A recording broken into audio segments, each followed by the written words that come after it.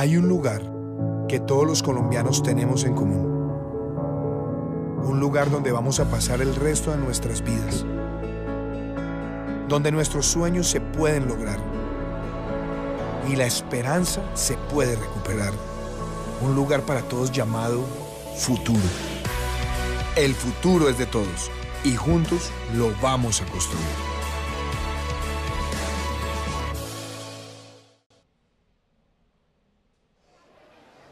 Nosotros somos la generación de la paz.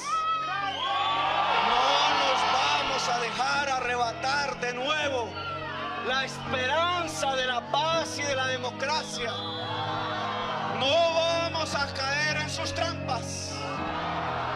Nos quieren llevar a la violencia y no, señores. Los violentos son ellos.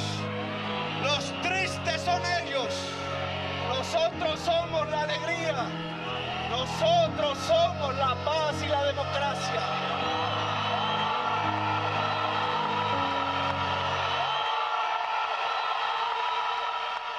De la calle, de la calle, de la calle. Colombia la tiene clara. De la calle es de la gente. De la calle es presidente. La esperanza va a vencer el miedo. Para la presidencia yo soy de la calle, porque Colombia necesita todo lo mejor. Para la presidencia yo soy de la calle, porque la gente quiere trabajar y vivir en paz.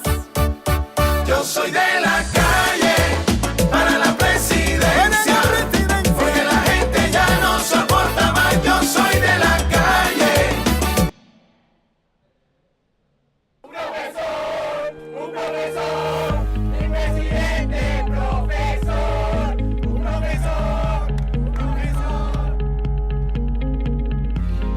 Se puede, se puede, se puede.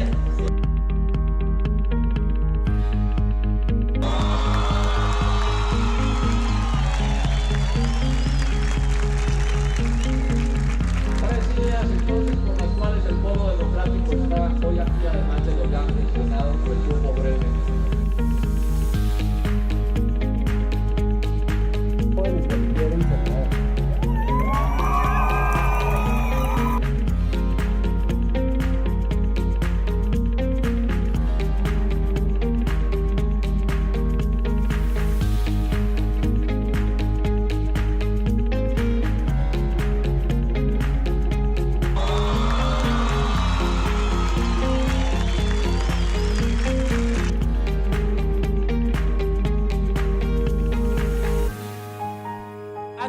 Un profesor, mi presidente, profesor.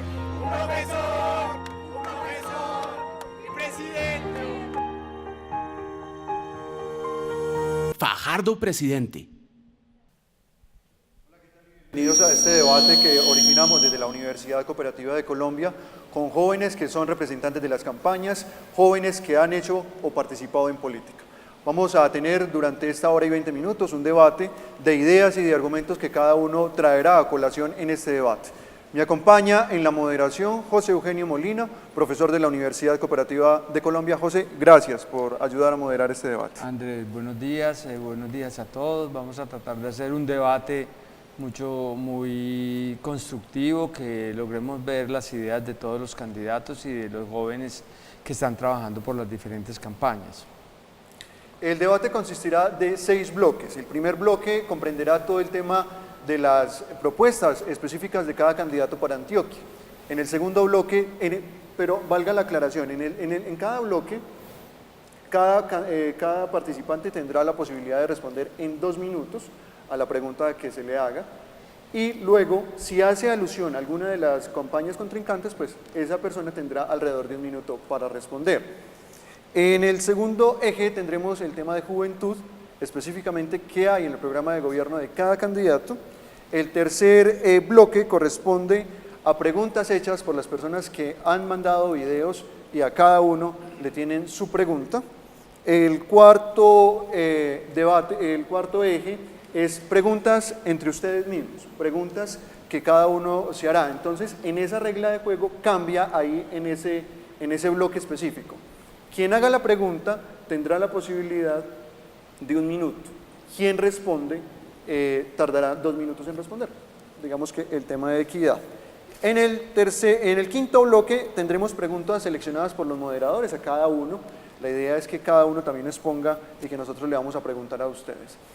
Como no hacemos transmisión de Facebook Live, pues el sexto punto, que era preguntas en vivo de las personas que estaban conectadas, pues obviamente no lo podemos hacer por razones técnicas. Pedimos a ustedes, obviamente, disculpas por comenzar, primero no en la transmisión y segundo por comenzar tarde por temas técnicos. Entonces comenzamos en la primera fase, José.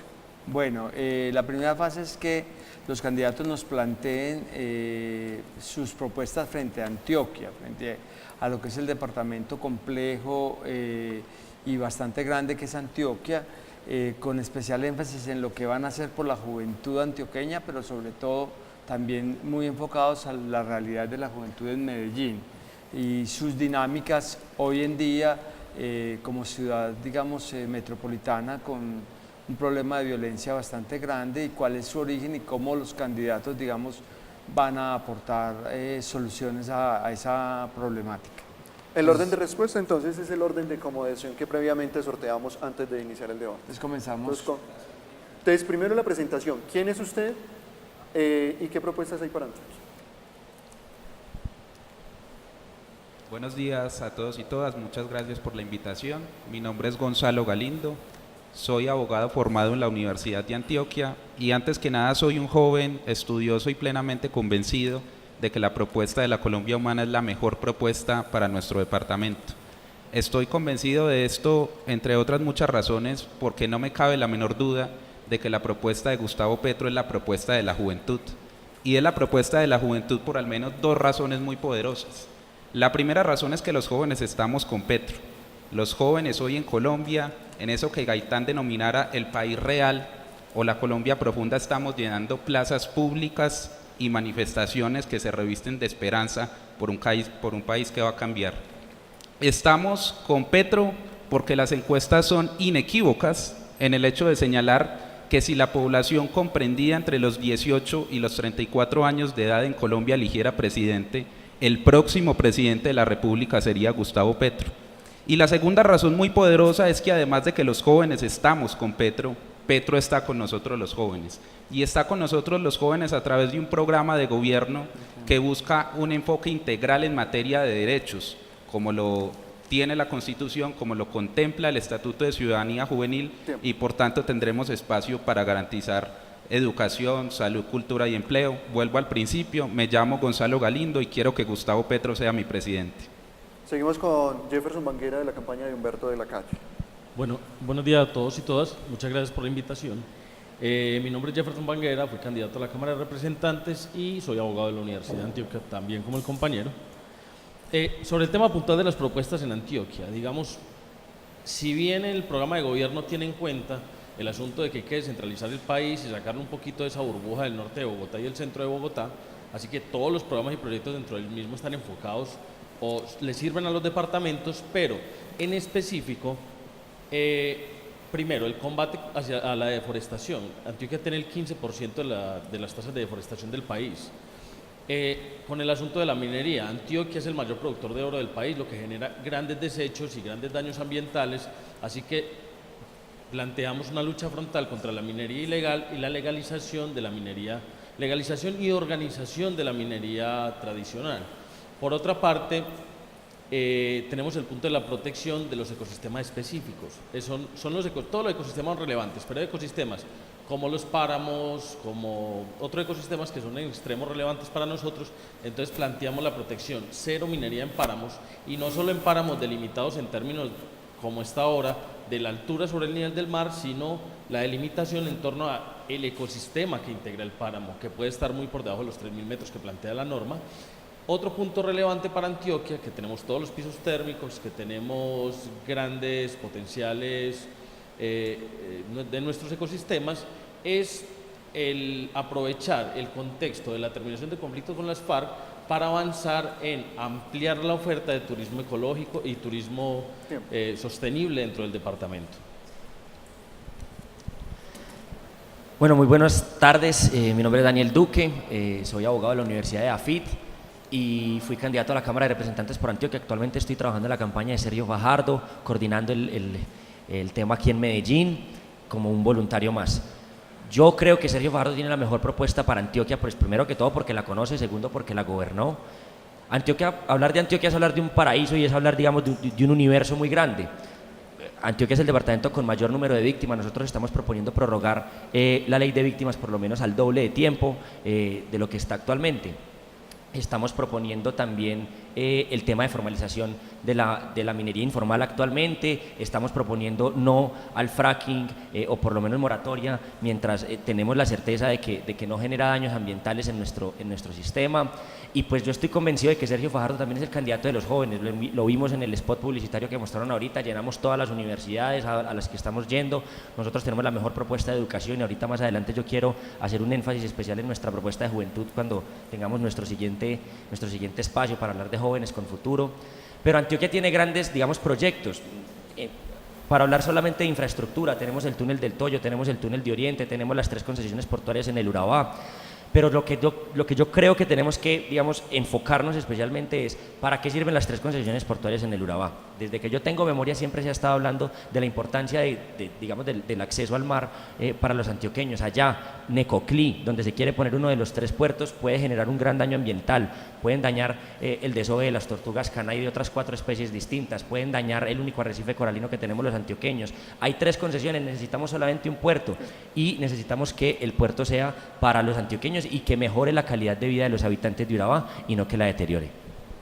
Seguimos con el representante del Centro Democrático, Sahan Abbasi.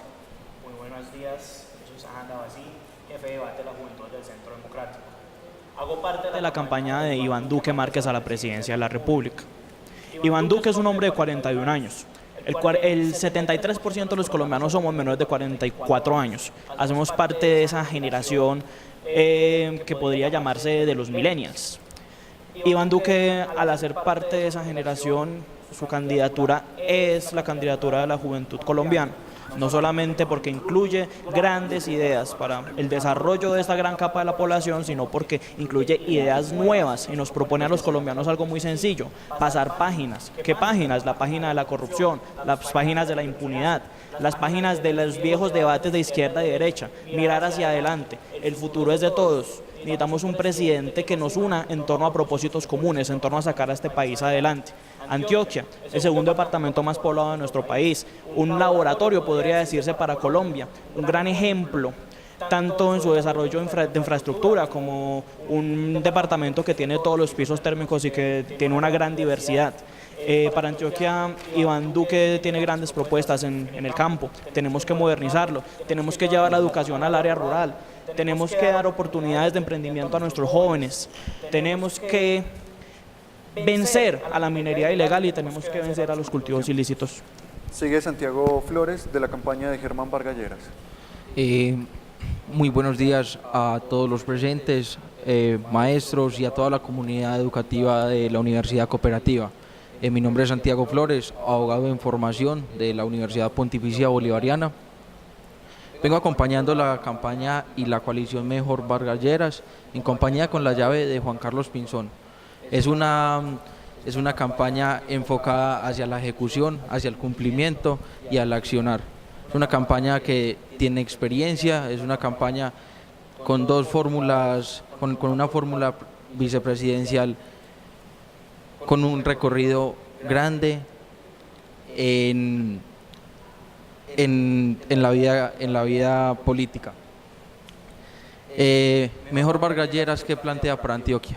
Plantea ejecución, plantea una implementación de infraestructura vial, una implementación de infraestructura social y fortalecer el tejido educativo en todo el departamento.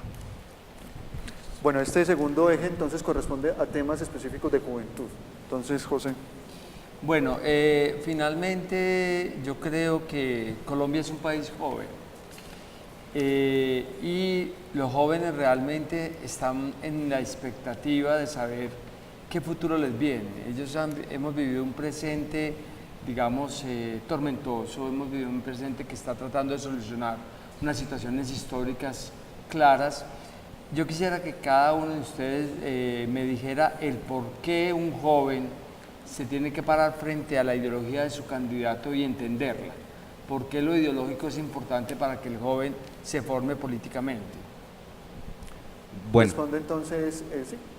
Comienzas. Hablemos entonces de la juventud y particularmente de la juventud antioqueña a la luz de la propuesta de Gustavo Petro.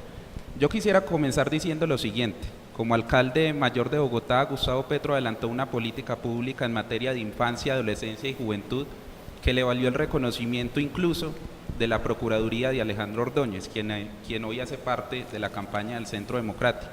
Una política pública en infancia y en educación en donde duplicó el presupuesto, que le valió un reconocimiento de nada más y nada menos que la Organización de Naciones Unidas para la Educación, la Ciencia y la Cultura. No lo digo yo, no lo dice Petro, lo dice la UNESCO y lo podemos consultar fácilmente en Google. Y en ese sentido lo que ha hecho Gustavo Petro en esta materia está probado y la idea en Antioquia y en el país es trabajar en esa dirección, que tiene que ver básicamente con los siguientes ejes. En primer lugar, de ser pilo paga a ser joven con derechos. La educación no es un privilegio reservado para unos pocos, llámense pilos o llámense jóvenes con capacidad de pago para entregar dinero a cambio de educación. Inclusión social de la juventud antioqueña, de los barrios y las comunas populares con universidad gratuita, arte y cultura, para que construyan sus proyectos de vida alejados de la violencia, del embarazo adolescente, de la precariedad laboral o de la llamada condición ni, jóvenes que ni estudian ni trabajan. Se elimina el servicio militar obligatorio, que es un karma para los jóvenes hombres y que, de acuerdo a nuestra realidad de paz y posconflicto, implicará un nuevo escenario para la juventud. Entre tanto, se va a fortalecer la objeción de conciencia que está consagrada en nuestra Constitución y se va a implementar un servicio social voluntario. Se van a respaldar, juventud, las causas que son nuestras. Las causas nuestras del siglo XXI tienen que ver con la defensa del medio ambiente, tiene que ver con la defensa y la protección de los derechos de los animales y otras formas de vida. En la Alcaldía Mayor de Bogotá, la de Gustavo Petro, la Plaza de Toros Santa María, todos lo sabemos, dejó de ser un lugar de espectáculo alrededor de la muerte para ser un escenario de construcción de cultura y diversidad. Se fortalecerán las políticas de primer empleo, las pasantías, el servicio social voluntario y se implementarán líneas de crédito y de apoyo financiero a la juventud. Gustavo Petro es el candidato de los jóvenes y que de eso no nos quepa la menor duda. Hay un fenómeno curioso y es que, particularmente ya muchos lo han dicho, es que Humberto de la Calle es el candidato más viejo, el candidato mayor, pero es quien ha tenido las propuestas más jóvenes y el discurso más joven, dado que lo invitaría a todos a que miren su familia y revisen que la persona más adulta generalmente es quien mejor entiende a los jóvenes y particularmente Humberto de la Calle tiene ese aspecto. A diferencia de otros candidatos que siendo mucho más jóvenes los vemos acompañados hoy hablando de que los homosexuales son una enfermedad, hablando en favor del fracking que va a exterminar nuestros importantes ecosistemas. Entonces la idea es que miren más allá del asunto visual, de la edad, sino las propuestas de los candidatos y Humberto de la Calle es quien tiene la propuesta más joven. Dentro de las propuestas para los jóvenes coincidimos en la necesidad de acabar ser pilo paga, no acabarlo inmediatamente, primero las personas que iniciaron el ciclo, pues obviamente deben terminar su ciclo de formación, pero la idea es que eso no sea un premio, esos 800.000 millones de pesos puestos en la universidad pública implican más de 4 veces el número de personas que hoy están dentro del programa Ser Pilo Paga. Eso, en términos de la eficiencia de un Estado, hay que modificarlo. También planteamos sobre cambiar el ICETEX. El ICETEX tiene que ser un programa social más que un asunto financiero. Hay que bajar las tasas de interés y que las personas paguen cuando no salgan y se gradúen y busquen un salario mínimo para pagar o amortiguar un poquito esas deudas que tienen, sino que cuando ya, si usted graduó de ingeniería, cuando sea ingeniero empieza a pagar, porque para eso es que se metió en la deuda, para ser ingeniero, no para estar en otro trabajo. Otro punto relevante son los centros parche, que son los centros de participación ciudadana, humana y equitativa. Es centros de reunión que tienen básicamente tres puntos importantes. Uno es el acompañamiento, es la consejería, el acompañamiento psicosocial a los jóvenes, con programas de educación sexual y demás. El segundo es abrir o generar más espacios para la cultura, y el tercero es la formación para el trabajo. Para eso estaríamos acompañados del SENA para evidenciar cuáles son las labores o la educación pertinente en los territorios donde se encuentren esos centros. Vale la pena aclarar que en este segundo bloque ninguno de los dos que han participado han hecho alusión a alguna campaña en específico, entonces por eso no se ha dado la oportunidad de que la otra persona de la campaña que sea responda. Entonces por eso también el lapso con el tiempo de cada uno en su respuesta, porque se ha pasado más de los 2 minutos. Daniel. Sergio Fajardo ya fue alcalde y fue gobernador, alcalde de Medellín, gobernador de Antioquia, y siempre ocupó las mejores notas, siempre fue elegido como el mejor, ganó los premios por transparencia, y nosotros tuvimos una experiencia muy positiva en torno a 2 programas, Jóvenes con Futuro y Entornos Protectores. Ahí está el quid del asunto de nuestra propuesta en materia de juventud para los colombianos, para los jóvenes colombianos. Más del 50% de los homicidios en nuestro país, las víctimas son jóvenes. Eso es una gran tragedia que tenemos que olvidar. Hay que cerrarle la puerta de la criminalidad a los jóvenes y abrirles las puertas de las oportunidades. Los niveles de deserción escolar son dramáticos en nuestro país, sobre todo en los grados 10º y 11º. Nosotros queremos combatir la deserción haciendo acompañamiento y seguimiento a cada uno de los jóvenes en su proceso de formación y entendiendo cuáles son las razones que los llevan a desertar. Cuando un joven deserta por X o por Y razón, por ejemplo, el gobernador de Antioquia actualmente, Luis Pérez, el señor quitó el programa de transporte escolar. ¿Esto qué ha hecho? Que muchos jóvenes deserten. Cuando desertan o cuando caminan hasta el colegio y después tienen que volverse hasta sus casas, llegan cansados, no hacen las tareas, pierden el año, desertan y terminan en la Bacrim. Lo que nosotros necesitamos es abrirle la puerta de las oportunidades a los jóvenes, cerrarles la puerta de la ilegalidad, permitirles que sueñen, que cumplan todas sus metas, todos sus anhelos, acompañarlos en ese proceso. Nosotros tenemos también una idea, y es que en Colombia todos los jóvenes son pilos. Ser pilo paga es un programa que tiene que acabarse y tiene que empezar a proponerse mucho más, a promulgarse mucho más la educación pública. Necesitamos apostarle a un incremento en la educación. Nuestra propuesta es que año a año aumentemos por lo menos 10 billones de pesos en el presupuesto nacional de educación, y cada peso que le quitemos a la corrupción, que se roba cerca de 50 billones de pesos al año, irá destinado a la educación, a la cultura, al emprendimiento, al deporte. Claudia López será nuestra vicepresidenta y estará a cargo de la lucha frontal contra la corrupción. Los colombianos la conocen, saben de sus grandes denuncias alrededor de temas como la parapolítica, como Odebrecht. Nosotros vamos a trabajar fuertemente como Coalición Colombia al lado de Jorge Robledo, que es el mejor senador de este país y que ha sido una adalid de la lucha contra la corrupción, para que todos los colombianos tengamos la plena certeza de que no se van a robar nuestras oportunidades y de que los más humildes, y especialmente los jóvenes, las mujeres de este país, tendrán un país mucho mejor, con oportunidades para todos. Bueno, primero que todo, en un país desarrollado, ser de un área rural o ser de una condición económica menos favorecida que las de los más acaudalados no debe ser una condena a vivir en la pobreza durante el resto de sus vidas. En los países desarrollados existe algo que se llama movilidad social. Eso se logra con educación de calidad. Nosotros en Colombia tenemos buena cobertura de educación primaria y estamos avanzando en la cobertura de educación secundaria. El problema, por ejemplo, en las áreas rurales es que hay unas brechas inmensas con las áreas urbanas. El promedio de escolaridad en las áreas rurales está en torno a los 5 años, en las áreas urbanas está en torno a los 10 años. Acá muchos estudiantes de colegios privados que son de bajos recursos, podría decirse que prácticamente la única fuente de alimento que reciben al día es la de la educación escolar que se les da, y se están robando el dinero de esa educación escolar. ¡Qué tristeza! Primero que todo, cerrar brecha. Necesitamos educación escolar de calidad para todos los colegios públicos y privados. Necesitamos jornada única escolar, en la que los estudiantes no solamente vean ciencias, sino que también tengan una formación en deporte, en cultura, en lenguajes. Iván Duque, durante su paso por el Banco Interamericano de Desarrollo, desarrolló, valga la redundancia, una teoría que se llama la de la economía naranja. Muy sencillo esto, ¿qué es la economía naranja? La economía de las industrias creativas. Esas industrias creativas representan alrededor del 3% del PIB colombiano. La propuesta es llevar ese 3% alrededor del 5%. Para que se hagan una idea, los hidrocarburos, la extracción de petróleo, etcétera, ocupa alrededor del 6%, o sea que estaríamos prácticamente igualándolos. Iván Duque, en su propuesta para los jóvenes, que es el candidato joven y es el candidato de la juventud, tiene algo muy sencillo. Acá tenemos que convertirnos en un país de emprendedores. Tenemos el potencial, tenemos las ideas, tenemos que volvernos en un hub internacional de desarrolladores de software, de desarrolladores de, ¿cómo es el término?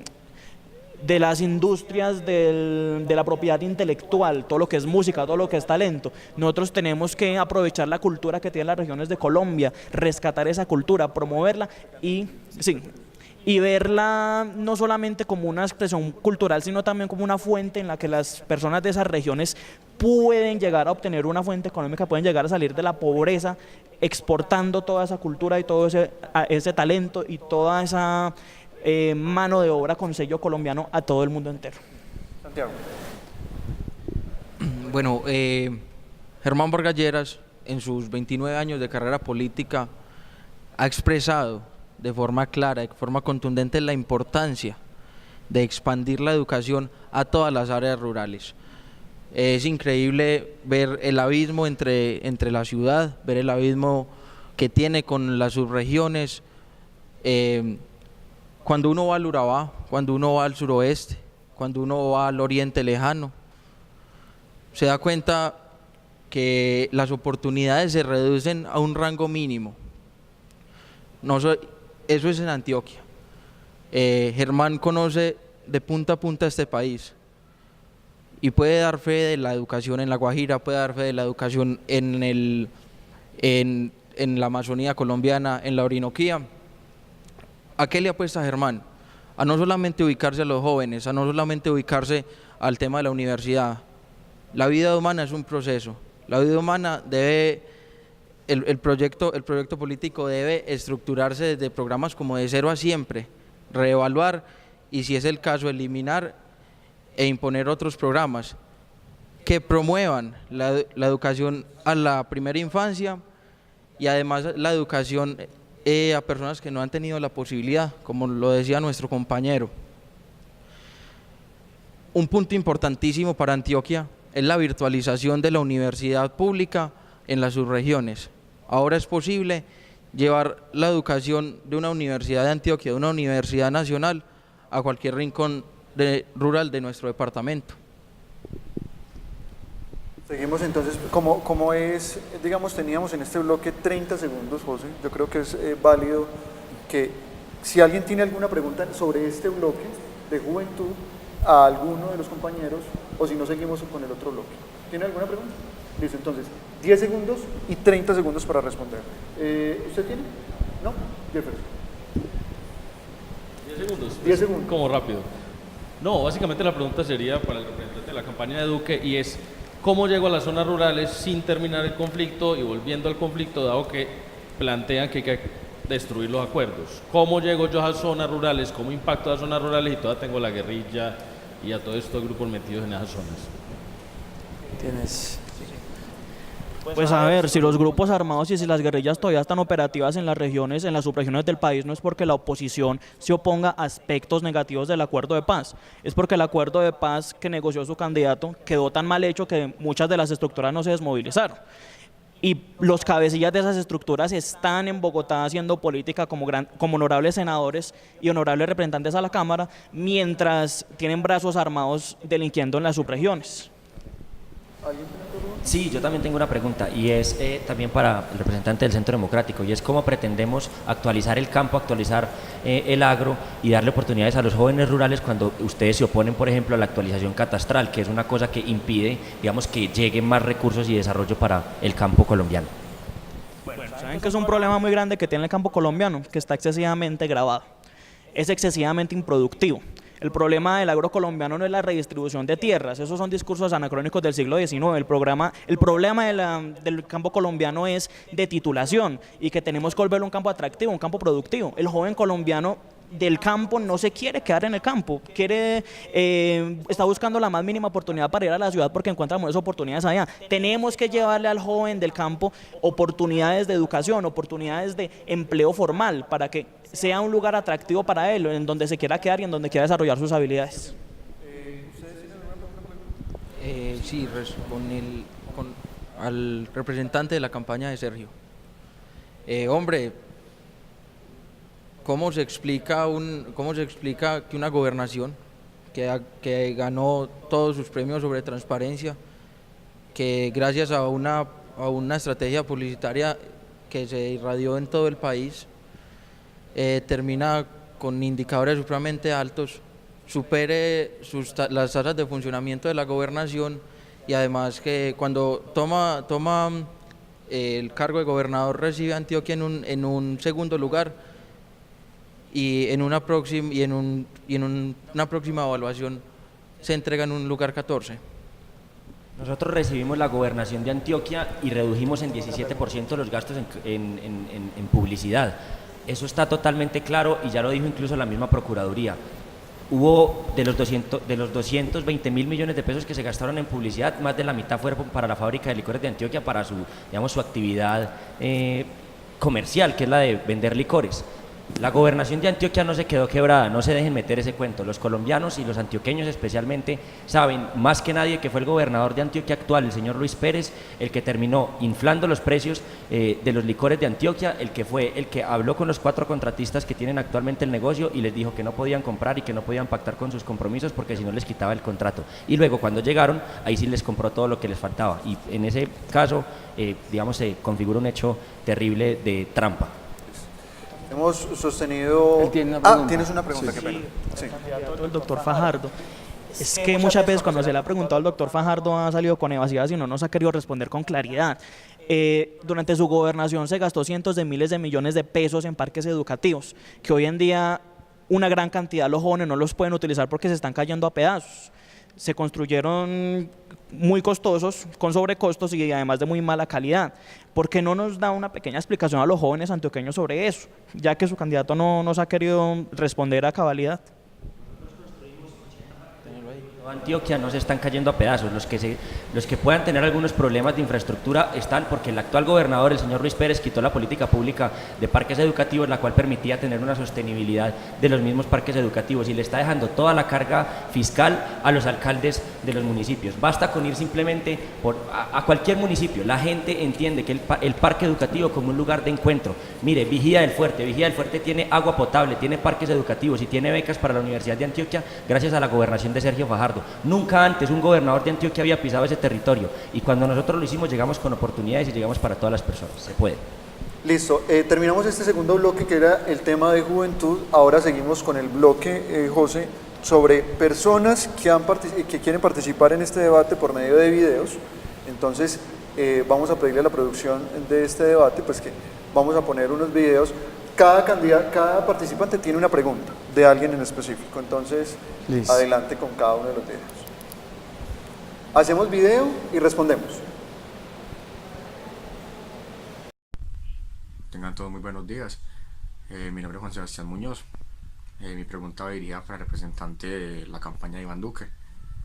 Hay varias propuestas que tengo ciertas dudas de este candidato, pero principalmente mi pregunta va hacia la propuesta que tiene el partido de ese candidato de unir las 6 cortes, las 6 altas cortes, los 6 tribunales para crear una supercorte.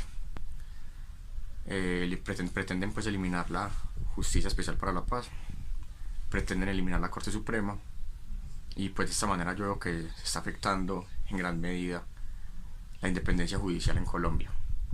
Entonces eso me preocupa sumamente. Entonces mi pregunta es, ¿qué opinas vos de esta propuesta? Bueno, Juan Sebastián, Colombia en sus altas cortes tiene 108 magistrados, eso es más magistrados que senadores, cada uno ganándose un sueldo de aproximadamente 30 millones de pesos. Eso es un derroche burocrático impresionante. Ahora, miremos el contexto internacional.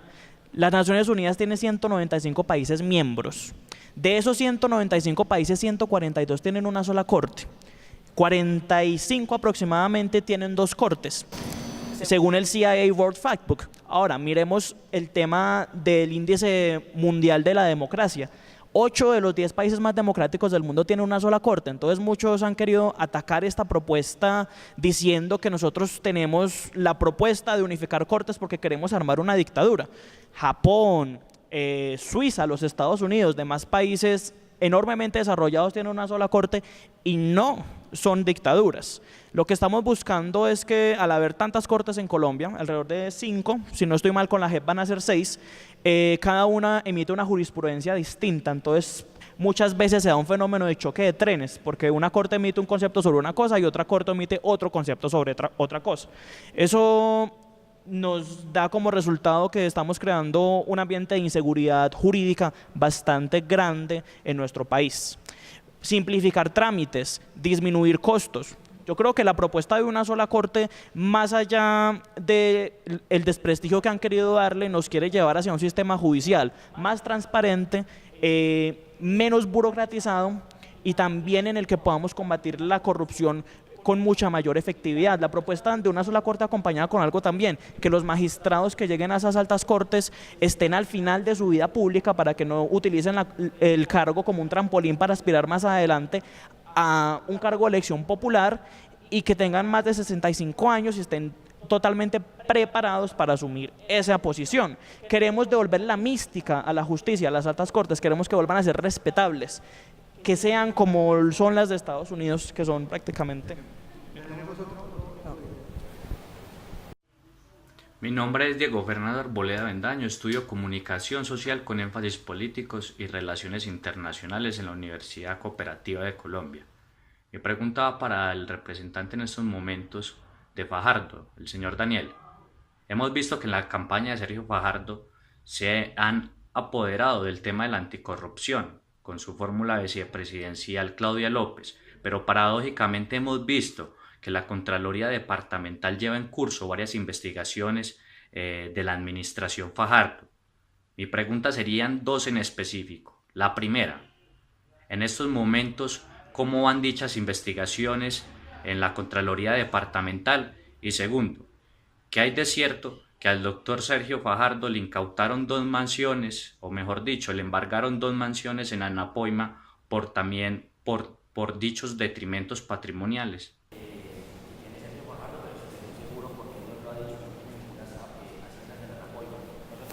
Muchas veces el actual Contralor de Antioquia es una persona tramposa, tan tramposa que Jorge Gómez, cuando fue diputado en su momento, logró mostrar, primero, que se eligió con títulos falsos, pero segundo, que además esos títulos eran acartonados incluso hasta por un señor taxista que no tenía el rigor académico para poder mostrar esto. Nosotros estamos convencidos de que ese señor es un tramposo y que es una ficha política del actual gobernador, del señor Luis Pérez, y que además el señor Luis Pérez obedece a una candidatura presidencial. Eso es una cosa que todos conocemos. No se dejen engañar. Sergio Fajardo no dejó quebrada Antioquia. Sergio Fajardo la dejó con unas finanzas bastante saneadas. Nosotros ocupamos el primer lugar en índice de gobierno abierto y el primer lugar en el índice de transparencia internacional. Por lo cual Sergio Fajardo es una persona correcta, es una persona honorable y es una persona que ha luchado frontalmente contra la corrupción y que todos lo saben. Lo que pasa es que para algunos es bastante incómodo y entonces tratan de decir que todos son iguales y que todos trabajan con cuotas burocráticas. No, señor, nosotros no tenemos ni el prontuario criminal de ciertos candidatos presidenciales, ni tampoco tenemos el rabo de paja que tienen otros. Listo, tenemos otro video. Buenos días, mi nombre es Kevin Abad, estudiante de Comunicación Social de la Universidad Cooperativa de Colombia. Mi pregunta es para Jefferson Banguera, representante de la candidatura de Humberto de la Calle. Anteriormente vimos cómo hubo desinformación en los acuerdos de paz. Siendo Humberto de la Calle presidente de Colombia y me imagino persona que seguirá con los acuerdos de paz con el ELN, ¿cómo harán para que no haya tanta desinformación? ¿Cómo hará usted para que las ciudades, por ejemplo como Medellín, tengan mejores informaciones y no haya desinformación y así haya aceptación de los acuerdos de paz con el ELN? Tiene 2 minutos. Bueno, es una pregunta un tanto compleja, dado que no depende en su totalidad del candidato Humberto de la Calle. Él pregunta si no escucharon bien, es cómo evitar desinformación o niveles de desinformación, como el proceso con las FARC en el proceso con el ELN.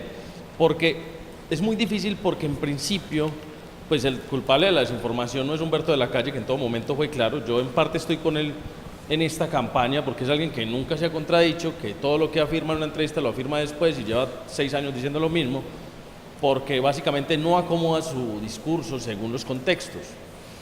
El inconveniente es que muchos ciudadanos admiten mentiras como las que el Centro Democrático expone cuando tuvieron un gerente de campaña al cual él mismo afirmó que le metió mentira a la gente para poder ganar las elecciones.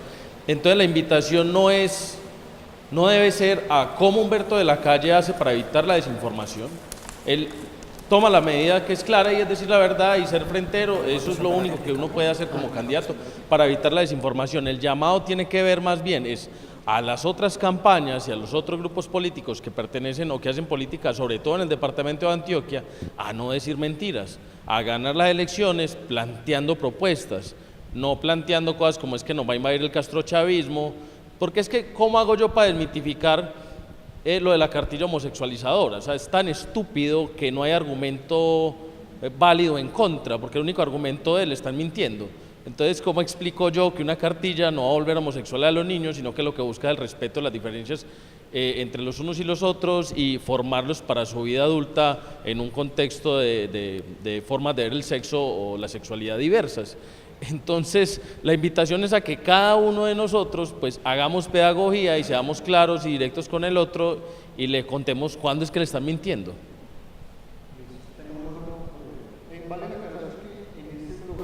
Existe una alusión al joven del Centro Democrático, no hay derecho a réplica porque quienes hacen las preguntas no están en el debate, entonces no hay derecho a réplica en este bloque. Mucho gusto, mi nombre es Santiago Vázquez, soy estudiante de Historia de la Universidad de Antioquia y tengo 21 años. Mi pregunta va dirigida para el representante de la campaña de Gustavo Petro. En caso de un eventual gobierno, ¿cuáles son sus planes de acción para mejorar el índice de lectura de la sociedad colombiana, ya que Colombia en la región es uno de los que tiene el índice más bajo de lectura? El índice de lectura es un asunto, y seamos claros en esto, que tiene que ver con la educación y la cultura. Y la situación de la educación y particularmente de la educación superior en Colombia es esta. De cada 100 jóvenes que se gradúan de bachillerato, solo 48 ingresan a la educación superior.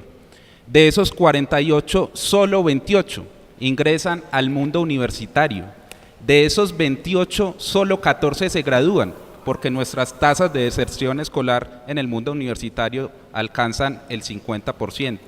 De esos 14 que se gradúan, solo 5 de la universidad pública y 5 de la universidad privada puede adquirir un empleo relacionado con el campo de conocimiento en el que se formó. Y de esos 10, solo uno va a tener una pensión para el año 2050 según la misión Colombia Envejece. Por eso lo que plantea Gustavo Petro para la educación y para el fortalecimiento de nuestras competencias intelectuales, de nuestras competencias artísticas, culturales y creativas, es una universidad abierta, pública, gratuita y de calidad, que democratizaría el saber y abriría las puertas para que distintos jóvenes encontremos justamente allí, en el saber, en el arte y la cultura, un escenario para construir nuestros proyectos de vida conforme a nuestros sueños, conforme a las ideas que tenemos de felicidad. La propuesta de Gustavo Petro en este sentido no es ambigua, no tiene medias tintas y es muy clara en el sentido de que la educación es una prioridad esencial para el país y una prioridad si de lo que se trata es de construir una Colombia humana. Me dicen que no tienen la pregunta, tenemos un problema con usted. Vale la aclaración de que con la campaña de Germán Vargas Lleras habíamos intentado desde la semana pasada tener contacto, agradecerte pues que estás acá, entonces la pregunta suya sale en el otro bloque, listo, porque como entenderás pues no hubo tiempo, listo. Este segundo bloque entonces corresponde a las preguntas, ahora sí, entre ustedes mismos. La regla de juego es muy clara en este segmento, y es, ustedes tendrán 1 minuto o 50 segundos para hacer la pregunta a la persona a la que se la quieran hacer, esa persona tendrá minuto 30 segundos para responder, y si hay, digamos, mención dentro de las mismas campañas o otra campaña que metan en esa respuesta, pues esa otra campaña tendrá minutos 30 segundos para responder. No sé si me entienden. Es decir, si un ejemplo de la campaña de Gustavo Petro le preguntan al señor de Germán Vargas Lleras, él tendrá minutos 50 para responder. Si él de pronto, usted contrapregunta, tendrá 30 segundos para responder la campaña. Entonces, ahora invertimos el orden. Comenzamos con la campaña de Germán Vargas. Quiero dirigirla a nuestro compañero representante de la campaña de Gustavo Petro.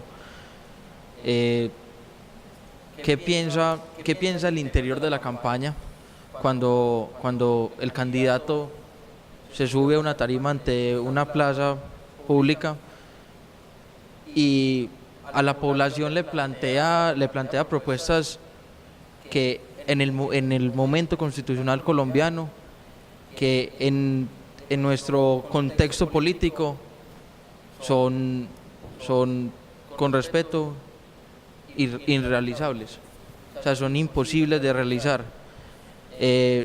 Recordemos o remontémonos hace 15 días cuando en una plaza en el departamento del Cauca plantea una expropiación a la planta de Incauca y a los cultivos, que no solamente pertenece al señor o a la organización Ardila Lule, sino a un conglomerado grandísimo de propietarios.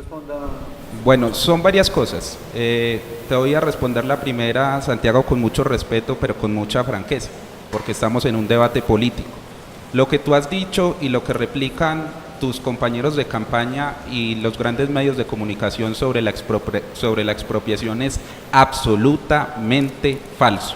Es una mentira, porque incluso en esa manifestación de la que tú hablas, Gustavo Petro habló de una oferta de compra, y ahorita están diciéndonos que las ofertas de compra son equivalentes a la expropiación, y planteó una oferta de compra porque hay una situación allí de una cantidad de comunidades afrodescendientes e indígenas a las que el mismo Estado y por orden de la Corte Constitucional les debe una cantidad inmensa de tierras en virtud de la situación de injusticia estructural en la que han desarrollado. Y sobre el tema de las propuestas irrealizables también quisiera mencionar lo siguiente. Les voy a poner un ejemplo: educación gratuita, pública y de calidad. Irrealizable, nos dicen las élites corruptas que nos han gobernado desde siempre y nos han robado nuestros sueños.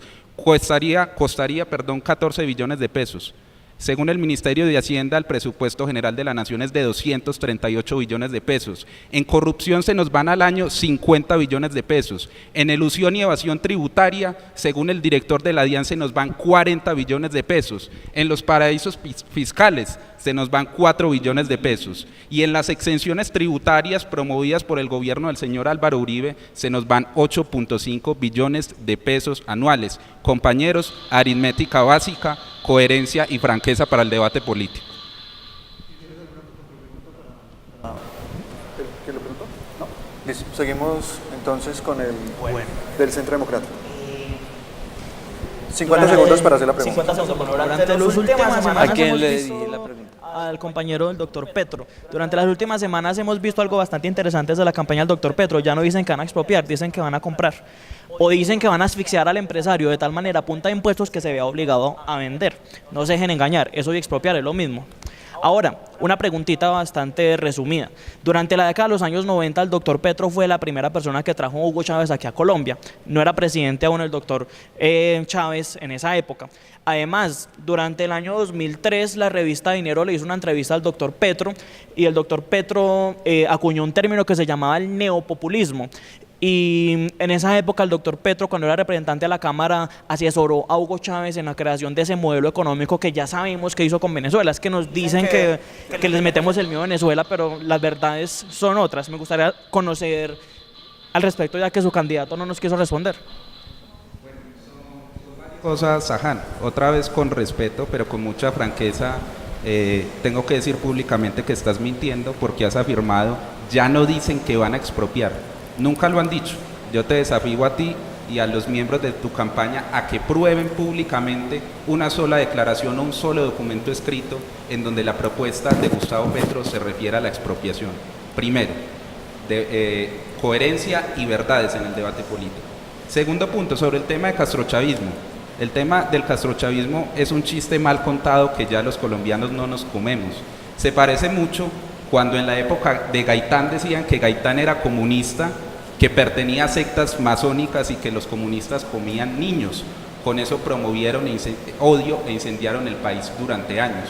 Ese cuento ya no nos lo creemos, entre otras cosas, porque lo que plantea Gustavo Petro, y en esto creo que es el único candidato supremamente claro, es separarnos absolutamente y alejarnos del modelo político y económico venezolano.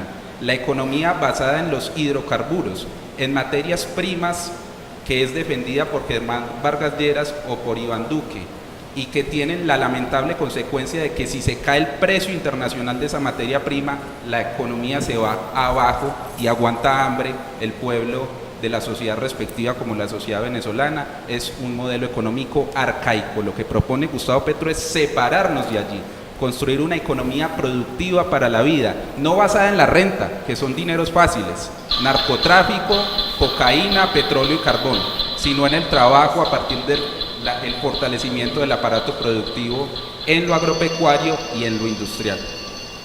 Listo, seguimos entonces. ¿Tienes alguna contrapregunta? No. Seguimos con Daniel. Bueno, mi pregunta es también para el representante de la campaña del señor Duque.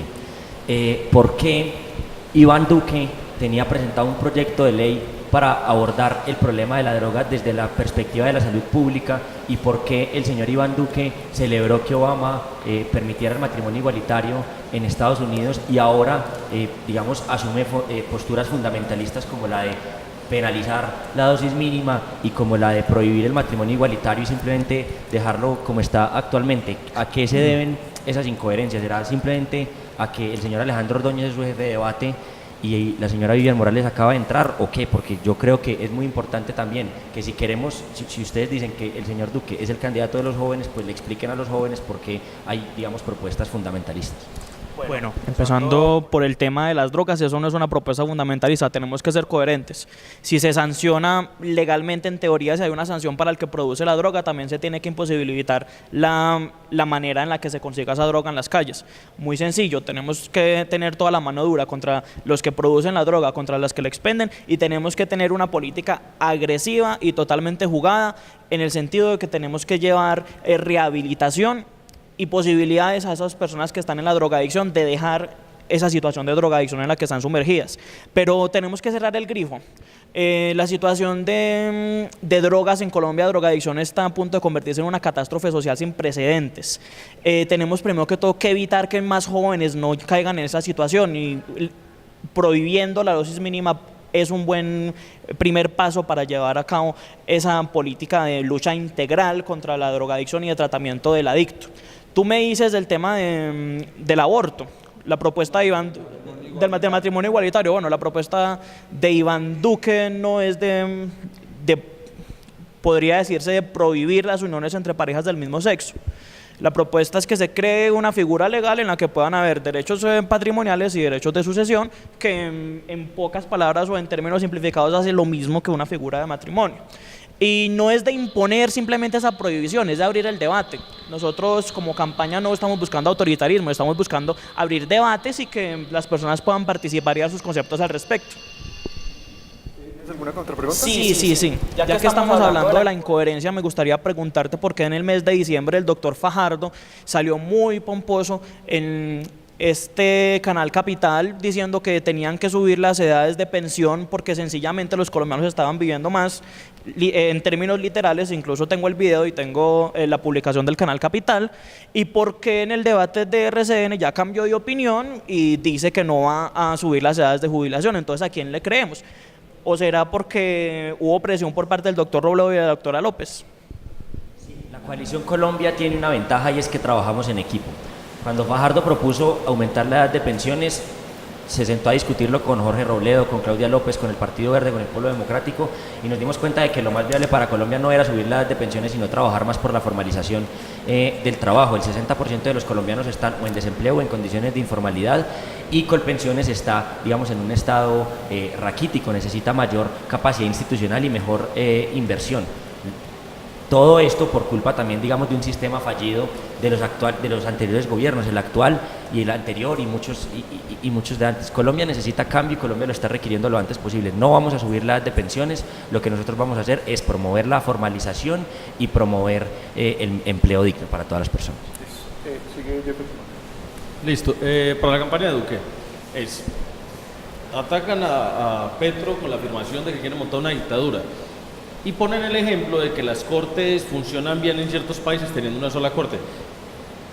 Hay que revisar algo. Primero, gracias a la Corte Constitucional es que cuando se ampliaron de 800.000 hectáreas pedidas en concesión minera a 12 millones de hectáreas en el país, en el gobierno de Uribe, gracias a la Corte Constitucional es que no tenemos hoy hueco en todo el país de cuenta de la minería. Gracias a la Corte Constitucional es que los homosexuales no son criminales.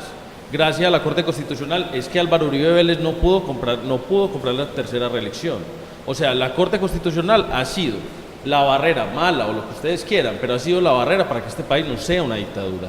Entonces ustedes le plantean a Petro que quieren construir una dictadura como la de Venezuela cuando hacen una afirmación de montar una corte. El problema no es que sea una corte de 2 o 3 o 4, sino cuando lo nombro yo. En Colombia se montan o se eligen los magistrados de las cortes cada cierto periodo de tiempo, no al mismo tiempo, para que un presidente no monte a todos los magistrados. Terminar las cortes y montar una nueva corte implica que Uribe elegiría a todos los magistrados. Tienes 2 minutos. Sí, bueno, muy sencillo. No vamos a acabar con las funciones de la Corte Constitucional, eso es una mentira. También han querido decir el doctor de la Calle en todos los debates, por más que se le ha repetido que no vamos a acabar con la tutela, también lo ha repetido, como si ese fuera su único tema de conversación. La tutela es un derecho que está consagrado en la Constitución política. Incluso proponemos fortalecer la tutela para que haga un poco más de lo que hace actualmente, que es proteger los derechos de las personas cuando se vulneran. Así vamos a lograr una mayor descongestión del sistema judicial. Ahora, para los magistrados, eso es falso que Álvaro Uribe va a escoger a los magistrados. Incluso vamos a quitar ese sistema de ternaciones que hace por parte del Ejecutivo.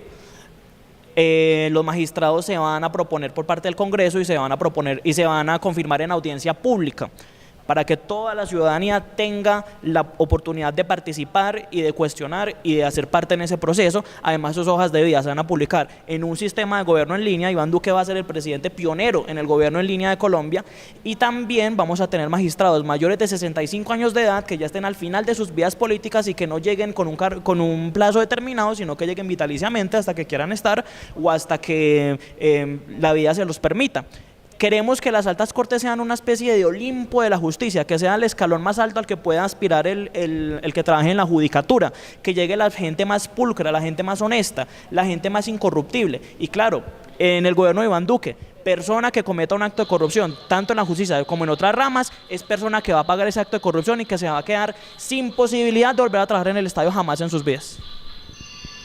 ¿Tiene otra pregunta? Sí, con el doctor de la Calle. Ustedes dicen que nosotros decíamos muchas mentiras en la campaña del no al plebiscito. Te hago esta pregunta bastante resumida. ¿Será que cuando decíamos que a los guerrilleros desmovilizados de las FARC que iban a trabajar en la UNP les iban a dar un sueldo de 1.800.000 pesos era mentira? ¿Eso resultó ser mentira? ¿Será que cuando decíamos que los cabecillas de las FARC, responsables de los peores delitos de lesa humanidad, que tienen incluso todavía las recompensas ahí en Estados Unidos por narcotráfico para cualquiera que los entregue, cuando decíamos que esos cabecillas iban a llegar al Congreso sin pasar por ningún tipo de justicia, incluso la justicia especial que ellos se montaron para ellos mismos, eso era mentira? Cuando decíamos que los magistrados de la JEP iban a estar iban a estar bastante bueno. Muy fácil. Cuando hicieron el planteamiento de 1.800.000, no dijeron que era para los miembros de la UNP, dijeron que eran los guerrilleros en general, se iban a ganar 1.800.000. El salario de 1.800.000 dentro de la UNP es el salario que gana cualquier persona en la Unidad Nacional de Protección, y lo más lógico es que si un guerrillero está entrenado, pues yo le doy un arma y se ponga a cuidar a los otros guerrilleros. Pues yo no los voy a meter de médicos o en otra cosa, yo los pongo a que porten un arma y trabajen con esa arma. Es lo más normal. Lo segundo es, gracias a ustedes y desgraciadamente a Cambio Radical es que la JEP se retrasó por cómo el Centro Democrático y en parte al final el Cambio Radical entorpecieron la discusión de la JEP. La JEP no es que no vayan a pagar, es que los tiempos no nos dieron, tuvieron que ir a la elección, se les dieron sus 5 curules de Senado, sus 5 curules de Cámara, que son una cifra irrisoria, se demostró que solo tenían, ¿cuánto sacaron? 50.000 votos, que en la vida real no les daba, o sea, sin darles, sin otorgarles las curules directas, pues prácticamente no habrían tenido ni un solo representante a la Cámara, ni un solo senador. Y yo le quería plantear una cosa al final, y es acerca de lo que hizo Humberto y que haya alguno metido en el narcotráfico. Eso es como cuando usted contrata a un abogado para que le haga un contrato de arrendamiento. El abogado será culpable en caso tal de que el arrendatario pague mal y el contrato no le dé la posibilidad de realizar el cobro. Pero si ellos están delinquiendo y le está capturando es porque el acuerdo estuvo bien hecho. Bueno, mi pregunta es para Sajan, ya que tú hiciste una afirmación al principio de este debate y era que Iván Duque era el candidato de la juventud. Y esto me genera muchas inquietudes porque Iván Duque pertenece a un partido político cuyo círculo cercano de amigos, asesores y funcionarios ha incurrido en sendos actos de corrupción y representan la política del pasado. Personas como Andrés Felipe Arias, Diego Palacio, Sabas Pretel, Jorge Noguera, Mauricio Santoyo, María del Pilar Hurtado, Bernardo Moreno y Mario Uribe están pagando hoy condenas por efecto de sentencias ejecutoriadas y en firme que los definen o los condenan por ser criminales vinculados a yidis política, parapolítica, persecuciones del DAS, agroingreso seguro o falsos positivos. En esta perspectiva a mí lo que me parece es que que Iván Duque es el candidato de la juventud, pero será de la juventud del siglo XV, de la Edad Media, y la pregunta en ese sentido es, ¿cuál es el sustrato ético que tú crees que tiene él, dados esos antecedentes y este panorama, para representar a la juventud y para luchar contra la corrupción en Colombia? Bueno, lo primero es que debemos cambiar de tema. Álvaro Uribe, su elección ya pasó el día 11 de marzo, estamos en modo campaña presidencial, estamos eligiendo un presidente, el presidente va a ser Iván Duque, no Álvaro Uribe. Lo dijo Iván Duque, Uribe no es ni títere, ni yo no soy títere ni Uribe es titiretero. Nosotros en el Centro Democrático tenemos algo que se llama diversidad de opiniones, somos distintos a los comunistas que no aceptan opiniones que sean distintas y el que sea distinto hay que exterminarlo, no, nosotros tenemos diversidad. Y vemos en la diversidad una fuente de riqueza para construir un modelo, una propuesta de país rica, diversa, viable, moderna. Tú me dices ese tema de las personas que trabajan en el gobierno Uribe que hoy están en la cárcel. Eso no hay tiempo suficiente para especificarlo en estos 2 minutos. Muchos de ellos está comprobado que tuvieron un claro caso de persecución política, otros son criminales, pero bueno, eso hay que especificarlo y eso no podemos meterlos a todos en el mismo costal. Y además el Centro Democrático se constituyó en el año 2013. La gente que trabajó en el gobierno de Álvaro Uribe, muchos eran del Partido Conservador, de partidos distintos. Centro Democrático es un partido de gente nueva y es un partido que llegó a la política colombiana a renovar esa política colombiana. Nosotros llenamos el Congreso de gente joven, de gente académica que en ningún otro escenario habría llegado al Congreso de la República. Nosotros lo metimos en una lista cerrada, Iván Duque, Federico Hoyos, Paola Holguín, una infinidad de talentos jóvenes que hoy en día están contribuyendo al país y son por esa renovación política que el Centro Democrático ha promovido. Ahora, tú me dices algo que tu candidato es el de los jóvenes y el candidato Iván Duque no lo es. Pues me parece que el candidato Iván Duque es el candidato de los jóvenes porque propone propuestas nuevas de llevar a Colombia al siglo XXI, de llevar a Colombia a un ciclo de modernidad. A cambio, el candidato Gustavo Petro nos propone llevarnos al siglo XIX, con discusiones de odio de clases y ese tipo de cosas. Sí.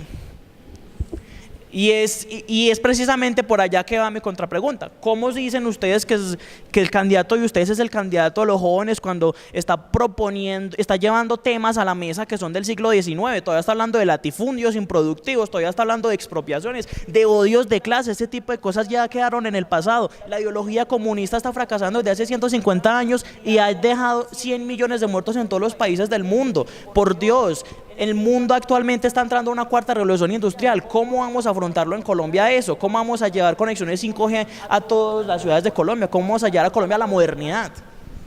Gracias Juan por tu pregunta. Mira, te lo respondo por contraste. Tú dices que el Centro Democrático es un partido nuevo con gente renovadora. Gente renovadora y nueva como Alejandro Ordóñez, gente renovadora y nueva como Andrés Pastrana Arango, gente renovadora y nueva como Vivian Morales y gente renovadora y nueva como el jefe de debate de tu candidato, Luis Alfredo Ramos, que hoy se enfrenta a una ponencia en la Corte Suprema de Justicia Sala Penal que los acusa de vínculos con parapolítica y que eventualmente lo va a ver o a someter a una pena de cárcel por 9 años. En contraste, Gustavo Petro lo que nos plantea es una economía productiva para la vida y para el siglo XXI, y por eso sus causas son las del siglo XXI y no las del siglo XX. El medio ambiente, la educación como motor de la transformación social, el respeto a las otras formas de vida, a la biodiversidad y a la diversidad en general, pero adicionalmente en ese contexto de país, que es un contexto, acá la tengo, que se apega estrictamente a la Constitución de 1991 que Gustavo Petro ayudó a confeccionar. Se trata fundamentalmente de consolidar el Estado Social de Derecho y hacer efectivos los derechos fundamentales que están en esta Constitución. Ya terminamos el bloque entonces de preguntas y contrapreguntas de los participantes. Ahora vamos a pasar a la pregunta que le debíamos a...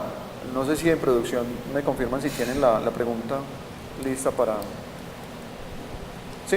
Perfecto. Entonces, vamos a hacerle la pregunta, el participante le hace la pregunta a usted y usted responde, tienes 1 minuto 30 segundos para responder. Hola, mi nombre es Santiago Zapata y soy estudiante de Comunicación Social de la Universidad Cooperativa de Colombia, sede Medellín.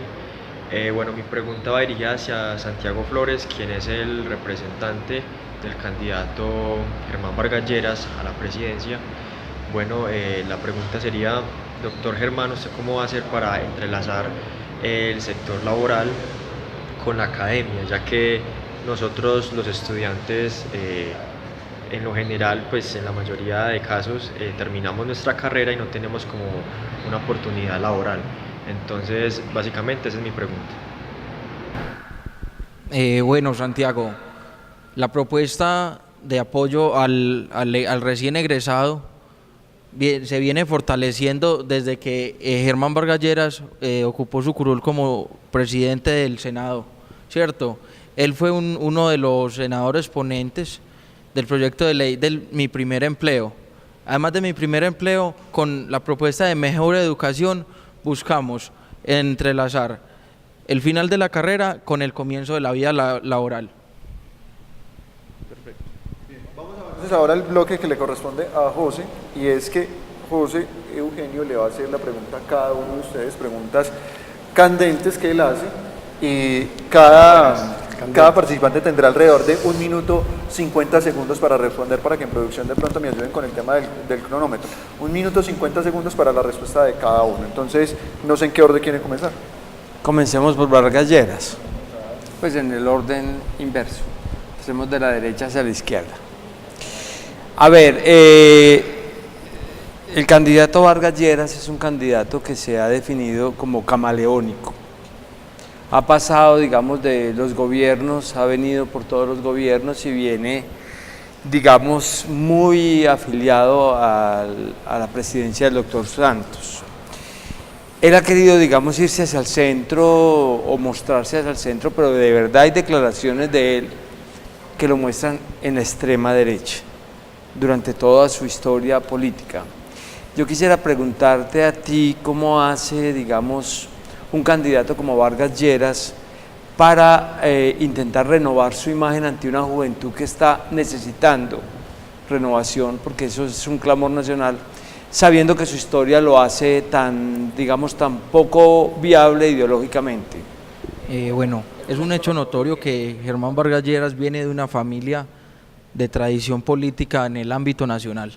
Una familia que definió su ideología, una familia que ha definido sus planes de gobierno, y durante su carrera política ha venido de la mano con lo que en el concepto de él y de muchos colombianos es la mejor opción de gobierno: la derecha, la democracia y la defensa de los derechos humanos.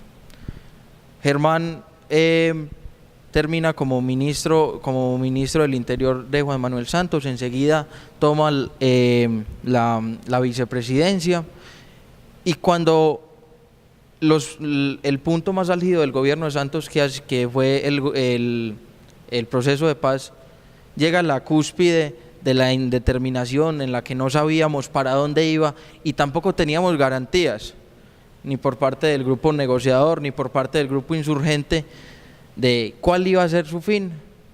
Germán pone un punto aparte, se ubica en el centro del debate, y en la campaña ha invitado a eso a los jóvenes, a no dividir, a traer las ideas del progresismo, las ideas de la derecha, para lograr una armonía y poder así llegar a los jóvenes y llegar a todas las poblaciones.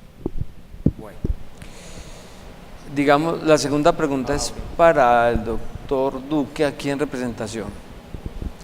A ver, al doctor Duque ahora tendríamos que preguntarle muchas cosas, demasiadas, porque la historia, una cosa es lo que la publicidad y los medios muestran, pero la historia, digamos, del uribismo en Colombia ha tenido, pues el país la conoce.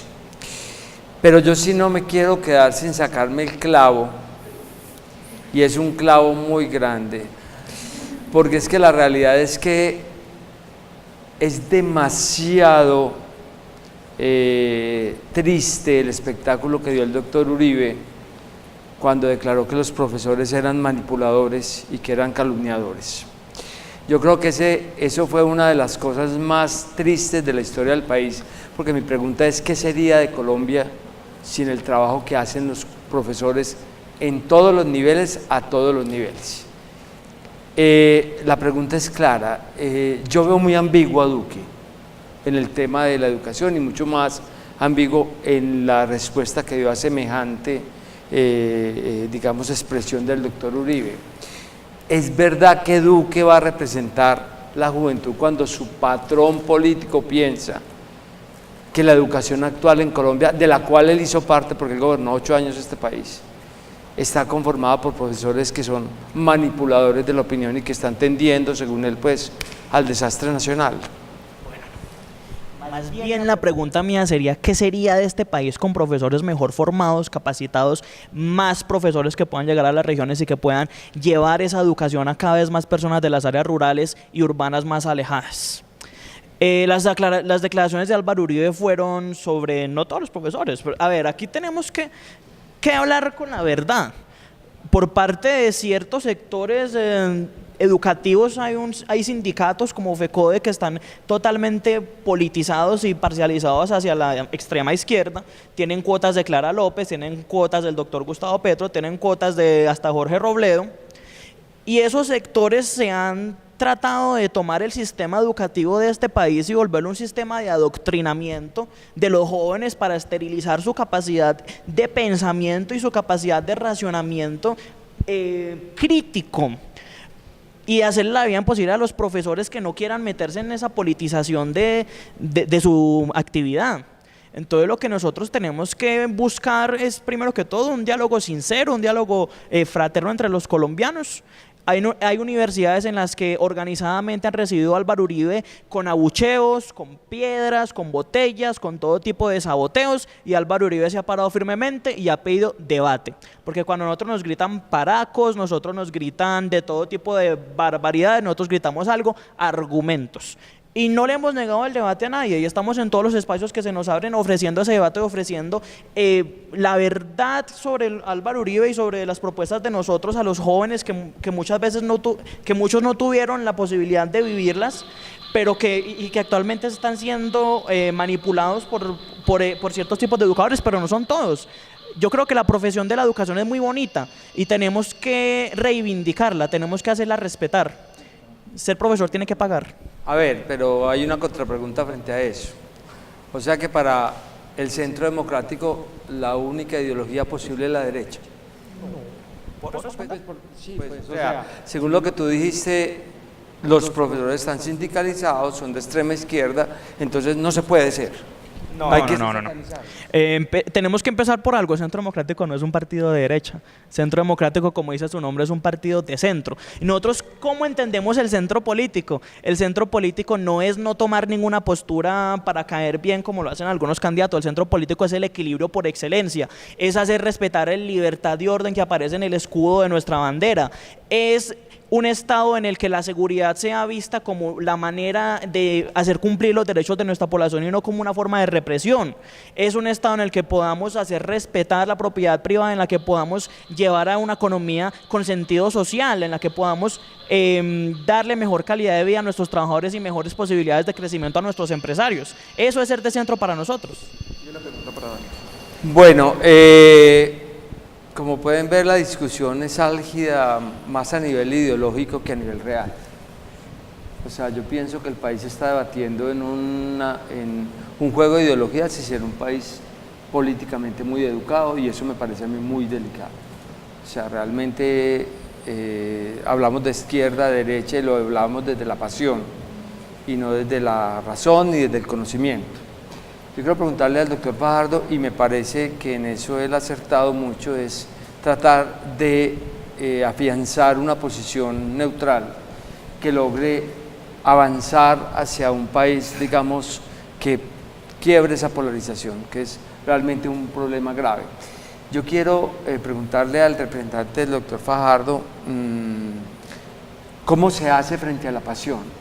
Lo que le han criticado al doctor Fajardo es que es blando, pero yo entiendo ahora que es la realidad, que es lo que él quiere plantear. O sea, ante tanta pasión, pues mucha más calma.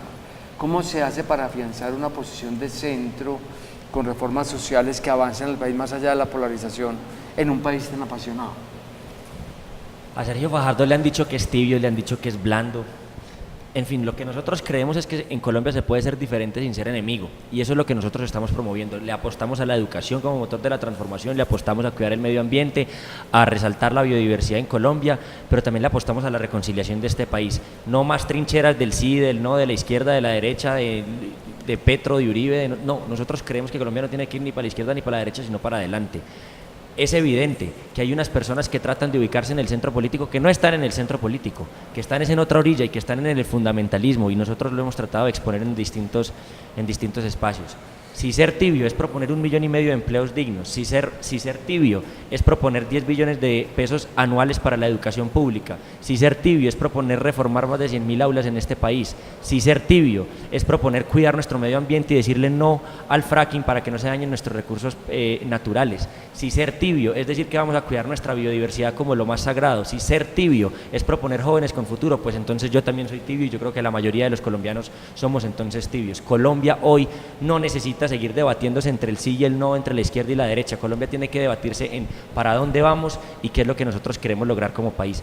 Yo estoy absolutamente convencido de que hoy Sergio Fajardo representa la reconciliación de este país, representa salir de la polarización eterna en la que nos encontramos. Está muy bien que haya debates políticos y que sean apasionados. Nosotros somos muy apasionados. Cuando yo salgo todos los días a la calle y entrego cada volante, yo no entrego un volante, yo entrego un proyecto político, y le digo a las personas que nosotros queremos cambiarles la vida, que nosotros queremos ponernos en sus zapatos, y que nosotros estamos convencidos de que con educación se puede.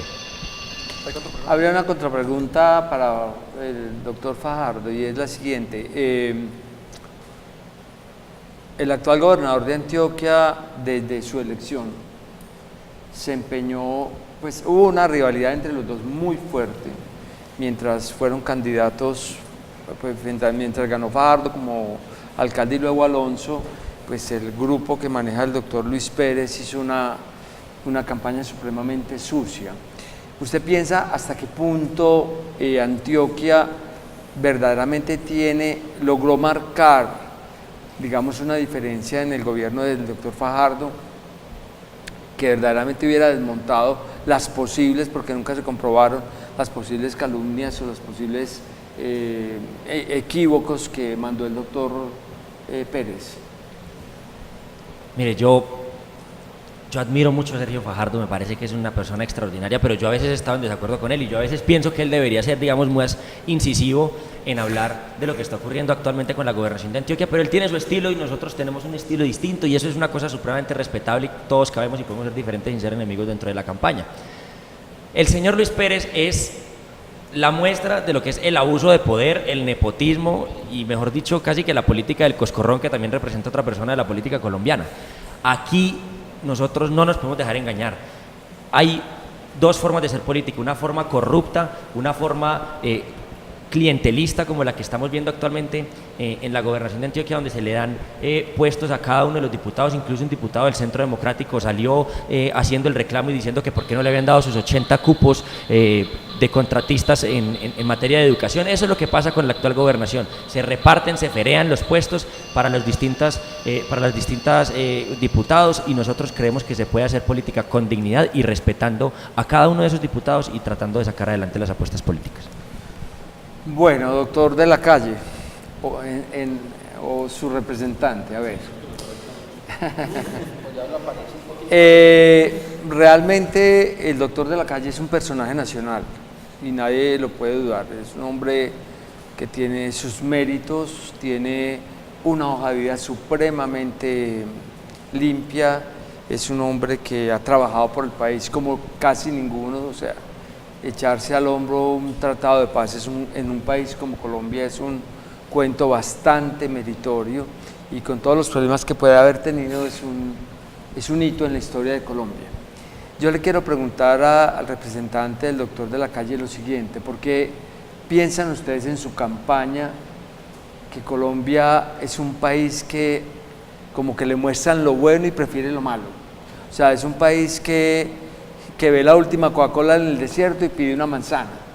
O sea, no es un país que sea capaz de entender su momento histórico, y si su candidato verdaderamente, su grave problema frente a la percepción es que siempre fue más avanzado al momento histórico que tuvo. Pues muy cierto, ya la resumiste. Más o menos ese es el contexto. Mi primer voto fue por Carlos Gaviria. Y era exactamente lo mismo, era tan decente que uno dice, este país que va a elegir a alguien tan decente. Luego Mocus, este man loco que le gusta la educación, este país no es capaz de elegirlo. Y con Humberto pasa lo mismo, digamos, pero siempre tiene que haber un candidato así, que sea el polo a tierra, que diga las cosas de forma clara. Nosotros estamos por convicción. Yo, de hecho, pertenecía al Partido Verde y muy cercano a Claudia López. Daniel y yo nos conocemos de mucho rato, pero yo no quise estar con ella porque alguna vez dio bandazos frente al proceso de paz, y aunque Humberto estaba en otro partido, pues me parece que él nunca dio bandazos, siempre era, como les digo, la misma línea, la misma propuesta: vamos a llegar a un acuerdo y vamos a disminuir este conflicto armado, y yo estoy con él por esa plena convicción de que es el mejor, y creo que la mayoría de este país sabe que él es el mejor. La idea es que se convenzan de que votando transformamos las cosas. Si esto fuera por un cálculo político, yo estaría con Vargas Lleras, digamos, el de la maquinaria, ¿cierto? Pero yo estoy con el que considero el mejor candidato, y la invitación a todos es a eso, saben que Humberto fue magistrado, constituyente, embajador, ministro del Interior, el jefe negociador, más que Fajardo. Fajardo tiene un proyecto bonito, lo respeto mucho, pero en una alcaldía, la alcaldía de Alonso, la gobernación de Antioquia, y después Antioquia va y elige a Luis Pérez. Entonces, sí formaron también a la gente durante ese proyecto en pro de la educación, pues ¿por qué vuelven los mismos a los mismos puestos? Entonces no se logra una transformación. Mientras que, si alguien pregunta por qué elegir a Humberto, pues básicamente, si es un señor que es capaz de juntar a los generales, al Estado colombiano, a la guerrilla, y llegar a un acuerdo, además es capaz de resolver cualquier cosa. O sea, cualquier cosa es más fácil que hacer que un general llegue a un acuerdo con un guerrillero, cuando ellos estuvieron en el monte dándose bala, queriéndose matar, cuando mataron unos a otros a sus compañeros durante estos 50 años. Si usted es capaz de que ellos lleguen a un acuerdo, es capaz de cualquier cosa. ¿Hay otra pregunta? No. Para Petro. Bueno, el doctor Petro. A ver, te hago una pregunta que creo que está como en el inconsciente colectivo. Y es la siguiente: yo siento al doctor Petro un hombre muy inteligente, y nadie le quita ese valor como político. Es un hombre inteligente, y la inteligencia para manejar el Estado es bastante importante. Pero, ¿cómo haces tú para, digamos, explicarle a la audiencia cómo no caer en la trampa del populismo de izquierda? ¿Cómo no caer en la trampa de un poder inusitado que es el que está levantando Petro? Es real, pero que nos deja un sabor no a Venezuela. Yo creo que si Colombia enfrentara una realidad en Latinoamérica, se enfrentaría más a un país del sur, un país parecido a Chile, un país parecido a Uruguay, con la estructura económica y la estructura del país y los valores. ¿Cómo hacemos para de pronto que la audiencia entienda que no es un riesgo ser tan popular? No es un riesgo tener movimientos de masas como los que está iniciando Petro, un riesgo en el momento en que se asuma el poder. O sea, acuérdese de Maquiavelo y acuérdese de lo que es el poder en las manos de una persona, o un poder inusitado en las manos de una persona, ¿cierto? Sí. Mira, yo para responderte ofrecería este contexto. Nosotros somos una sociedad que hemos aprendido a temer y a tener miedo, y hemos incorporado esos miedos en razón de una situación estructural muy profunda que tiene que ver con nuestra historia y con la configuración del poder político en Colombia.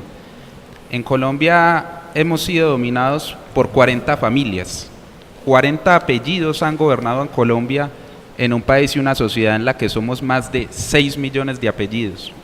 Y esos 40 apellidos nos han llevado a una situación en la que somos la tercera sociedad más desigual del planeta Tierra. Vivimos un conflicto armado de más de 60 años que dejó más de 8 millones de víctimas y más de 7.4 millones de campesinos desplazados.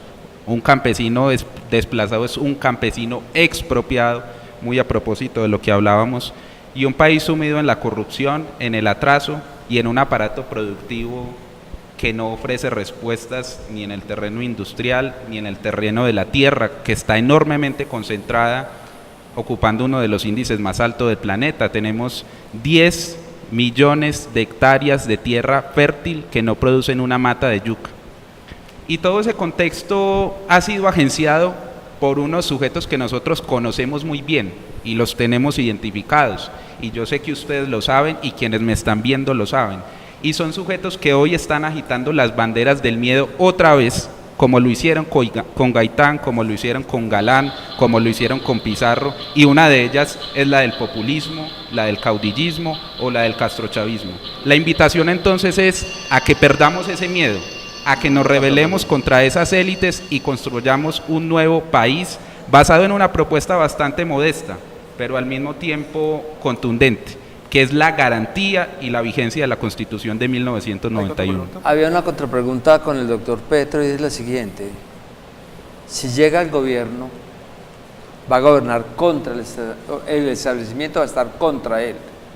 Cuando hablamos del establecimiento va a ser el Congreso, va a ser el Senado y la Cámara, que tiene ahí unas, pues no se han configurado unas grandes mayorías que podrían apoyar a un candidato de izquierda, y va a gobernar contra el centro democrático con seguridad, y va a tener ahí un problema de gobernabilidad fuerte.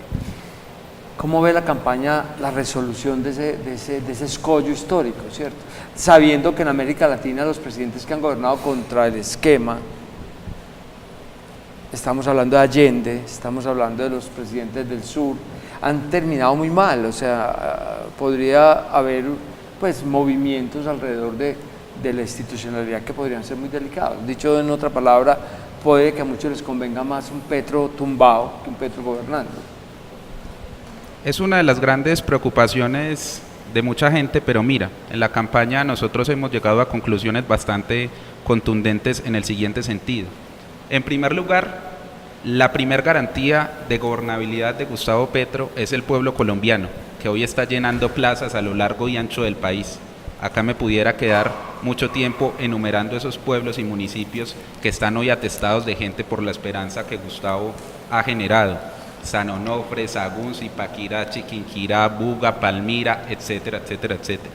En segundo lugar, la bancada alternativa que se eligió en las pasadas elecciones de Congreso el 11 de marzo es la bancada más grande del Congreso, es mayoría en términos relativos y es una bancada en donde estamos los verdes, en donde estamos los decentes, en donde hay sectores del Partido Liberal, hay sectores del Partido de la U comprometidos también con la paz y con el posconflicto, y ese es el segundo elemento clave para pensar en que se puede construir un acuerdo sobre lo fundamental con diversas fuerzas políticas.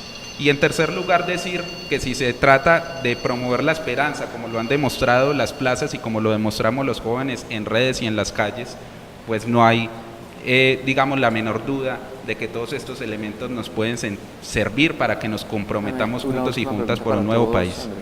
Bueno, vamos a ir terminando, entonces tenemos una última pregunta para todos los candidatos y es la siguiente. Hay 30 segundos. 30 segundos para que cada uno responda y es... Cada candidato me va a decir a mí en una frase cómo ve la Colombia del futuro. En una frase. Comienza por dónde. Comencemos por Gustavo Petro.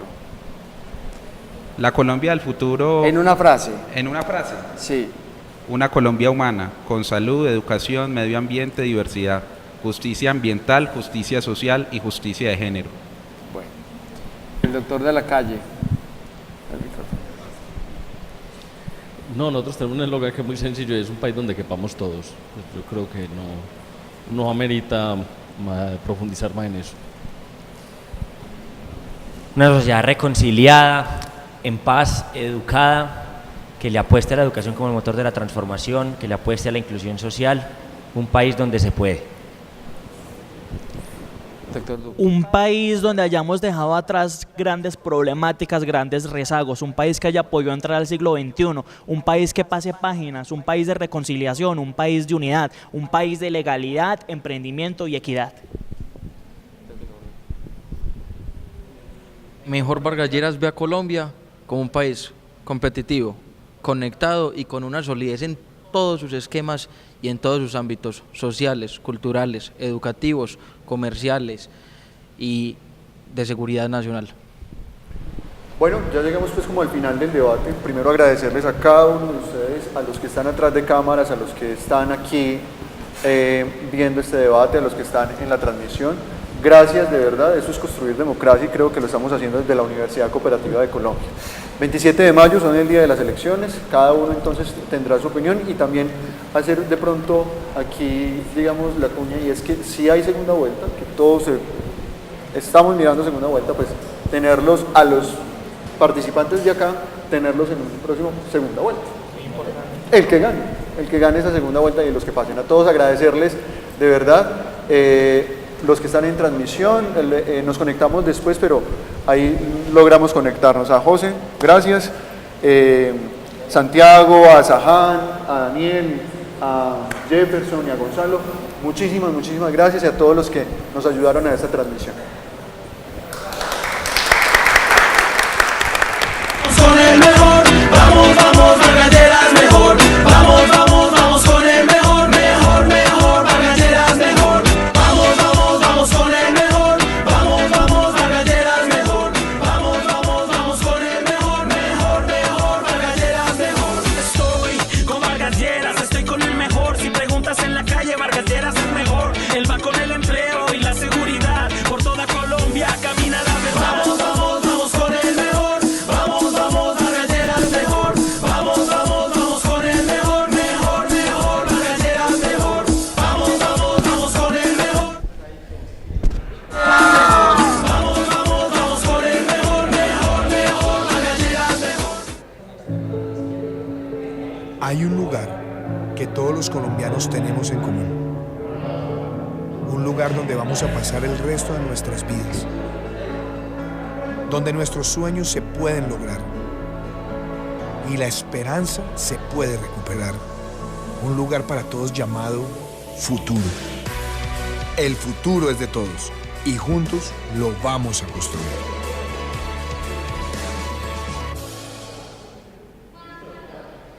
Nosotros somos la generación de la paz. No nos vamos a dejar arrebatar de nuevo la esperanza de la paz y de la democracia. No vamos a caer en sus trampas. Nos quieren llevar a señores, los violentos son ellos, los tristes son ellos, nosotros somos la alegría, nosotros somos la paz y la democracia.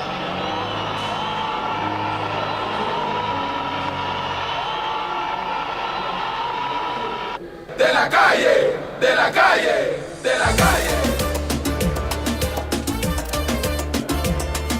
Colombia la tiene clara, de la calle es de la gente, de la calle el presidente, la esperanza va a vencer el miedo.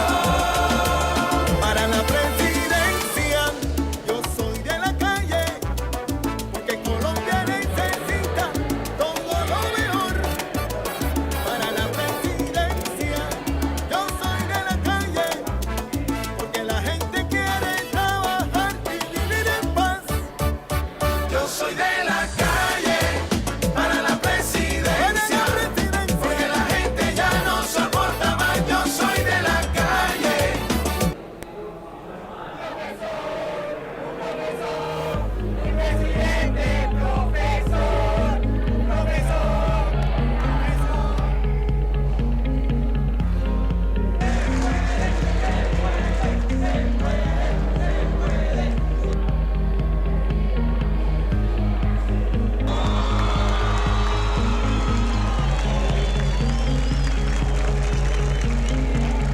Tres ideas entonces con las cuales el Polo Democrático está hoy aquí, además de los grandes mencionados, resumo brevemente.